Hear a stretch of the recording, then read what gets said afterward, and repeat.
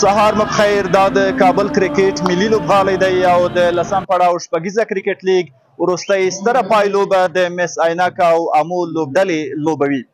د دواړو لوبډلو په ترکیب کې ډیر زیات پیاوړي نومونه شته دي چې موږ یې که د مس عینک لوبډله یادو: رحمان الله ګربز، خالد تڼیوال، وفي الله تراخیل، محمد نبی ساخیل او یو شمېر نور نومونه دي چې د لیدونکو او مینوالو لپاره به ډیر په زړه پورې تمام شي. او د دې ترڅنګ د امو په لوبډله کې فضل حق فاروقي، عظمت الله عمرزی، سمیع الله شینواری، شرف الدین اشرف او نور نومونه یې د یادېدو وړ دي. که څه هم د لوبې پیلېدو ته یو څو شیبې شته دي، خو د مینوالو راتګ بېساری دی. د دې خوا سټینډونه په ډکېدو باندې دي او لا هم په ګڼ تعداد کې مینوال د لوبغالي څخه بیرون دې ته په تمه دي چې لوبغالي ته رادننه شي.